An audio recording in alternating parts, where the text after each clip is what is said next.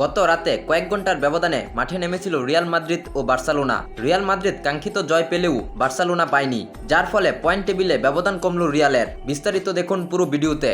লা লিগার ম্যাচে কয়েক ঘন্টার ব্যবধানে দুই রকমের ফল পেয়েছে বার্সেলোনা ও রিয়াল মাদ্রিদ। রিয়াল বেটিসের বিপক্ষে বার্সেলোনার ড্রয়ের ফলে রিয়ালের জন্য স্বস্তির ব্যাপার ছিল পয়েন্ট ব্যবধান আর বাড়া না নিয়ে। এবার বার্সার ড্রয়ের দিনে জয়ের দেখা পেয়েছে রিয়াল মাদ্রিদ। জিরোনার বিপক্ষে বিশাল জয়ে লা লিগার পয়েন্ট টেবিলে চিরপ্রতিদ্বন্দ্বীর সঙ্গে পয়েন্ট ব্যবধান আরও কমিয়েছে লস ব্লাঙ্কুসরা, যার মধ্য দিয়ে তাদের বর্তমান পয়েন্ট 36। বার্সেলোনা থেকেও এক ম্যাচ কম খেলে তাদের থেকে মাত্র 2 পয়েন্ট পিছিয়ে আছে রিয়াল মাদ্রিদ। বার্সেলোনার জন্য দুশ্চিন্তার বিষয় হলো তাদের ড্রয়ের পরপরই রিয়ালের জয়, যাতে করে পয়েন্ট ব্যবধান কমেছে বার্সেলোনার। লা লিগার ম্যাচে জিরোনার বিপক্ষে ম্যাচের শুরু থেকে শেষ পর্যন্ত আক্রমণাত্মক ফুটবল খেলেছে রিয়াল, যার ফলে বেলিংহাম, আর্দা গুলার ও কিলিয়ান এমবাপ্পের গোলে 3-0 গোলের বিশাল জয় পায় রিয়াল।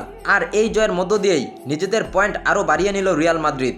এছাড়াও খেলাধুলার সকল আপডেট সবার আগে পেতে হলে আমাদের চ্যানেলটি সাবস্ক্রাইব বা ফলো করতে ভুলবেন না। ধন্যবাদ সবাইকে।